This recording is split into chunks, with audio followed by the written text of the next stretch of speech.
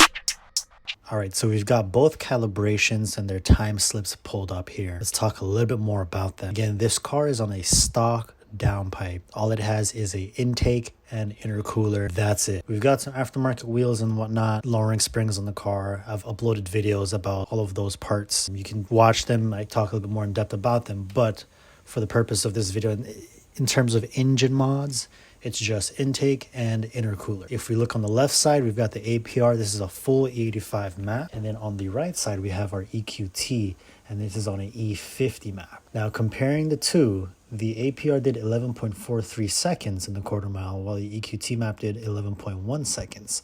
The main difference here is that on the left side, the APR had more favorable weather. If you look at the top section there, it was 52 degrees out, and the density altitude was negative 500.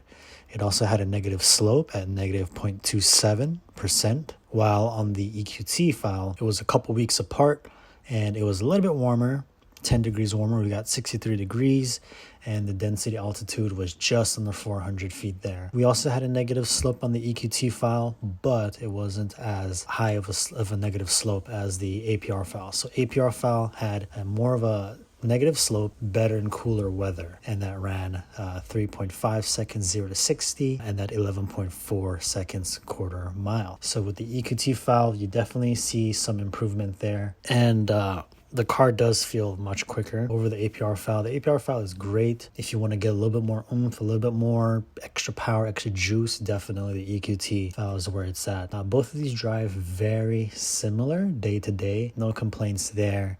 The APR valve, I will say from launch, the first 2 gears feels a little bit on the lower torque side, not as much spin there. With the EQT valve, between the two, you will spin if you don't have the right tire setup, wheel and tire setup. So it's just something to note there because you're getting more power out the box, out the jump. So that's why you can see the 0 to 60 time drops decent amount there. So definitely cool to compare the two different tuners here with their files. Again, the APR file is great, guys. It's a good off-the-shelf file. But again, if you want a little bit more, the EQT file is where it's at. Can't say nothing but good things, man. EQT file has been treating me well so far. Again, this is still a locked TCU. Maybe in the future we get to see some TCU tunes get released that you can just flash versus doing the mechatronic swap. But very interesting to see both of these right here.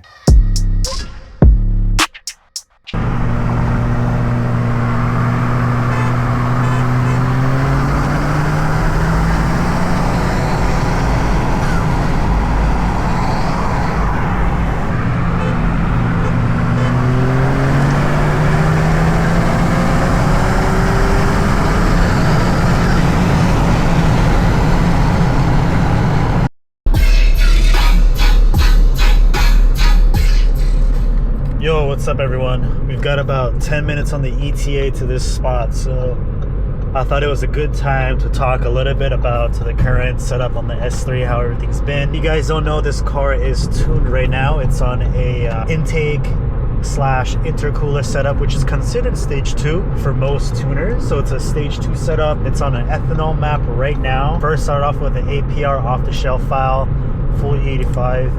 And then we hopped over, now we're on an EQT full 85. And I wanted to talk a little bit about the differences between the two because I love the APR file, everything was great. Main difference with the APR, first and second gear, when you take off from a launch, you can definitely tell that the power is a little limited. Between the two, the APR, it's like a OEM plus, like when you put it in dynamic mode, right? Like you hit dynamic mode, sport mode for the GTIs, you get a little bit more exhaust sound, you get like the factory burbles and whatnot. The APR file, it almost feels like stock. With the EQT, when you put it in dynamic mode and you hit the burbles are a little more constant. So like if you were to get on and off boost really quick and you like let it hit the burbles like around like 4,000 RPM, you let off on that decel, it's gonna crackle a little bit more from what I've noticed. A little bit more, a tad louder. This is a full factory exhaust system. Stock downpipe, stock catback, literally no mods, just the intake and the intercooler. But I feel like, yeah, between the two, the EQT file, you get a little bit more burbles and it lasts a little bit, just a tad longer. At first, I wasn't used to it. I kind of like the whole APR or like the stock single pop or 2 pops. But as I've driven this car more and more, I kind of like the multiple burbles now. Got used to it and I kind of like it a lot more now. Other differences, APR, you can't data log, at least not that I'm aware of. They don't really have like a data logging thing. I tried with the Ultralink, the little dongle thing that they sell you for like $100. I tried it. There's no, like the APR app, I couldn't get it to work. There's nothing that you can specifically do live data logs. If there's anyone out there that has gotten it to work, enlighten me. Like let me know what you did to get it to work. But I know on the app there's like a little live button or data logging button, but for whatever reason I couldn't get it to work. So there's that. You can't data log, you can't see the parameters and all that stuff. Obviously with the EQT map, you're running a coupe access port, so you've got the full details on there. You can load it up on datazap.com, check it out, see what's up, look at the requested torque and all that. So that's always a plus. I know for those of you who are just flash and go, right, you can do either file AP or EQT, but for me, I like to really look and see what's going on, and it just helps me learn and understand like the platform a little more. I can check for boost leaks, check like the intake air temperatures, you know, when you switch parts, the intercooler, all that stuff. So for my personal case, I like the data logging feature, so that's another plus, a huge plus in my opinion. Oh, here's another point. I'm sure it's the same on the GTIs, but when you're so this is my first DSG car, right? When you're in drive mode, obviously the pedal's a little bit more sluggish, right? It's meant for comfort, meant for like daily driving. Then you have the S. When you flick the shifter, it goes into sport mode. Your shift points raise up, throttle response increases, all that stuff, right? When you're in drive mode, and I didn't really like think about this all too much. One time I was trying to accelerate to merge on to pass someone on the highway, full throttled in drive mode, and this is on the APR file, and there was a little bit of a hesitation, like the car was trying to figure out what to do, and you could tell like it dropped a couple gears, but like it took a little while to figure out what to do, and it just felt very weird. I'm not used to that. Again, I'm used to the 6-speed, you know, just drop it in a lower gear yourself and go, but there's a little hesitation, so I quickly like let off the pedal just so it can figure out what it wanted to do. A little odd. I'm still getting used to the whole, you know, DSG thing, but what I'm trying to say is, you know, if you're new to this platform or you're new to these cars, if you want to merge in and you need the extra power, definitely recommend just flicking it and going into sport mode. It'll just be a lot better, because with the stock TCU on here,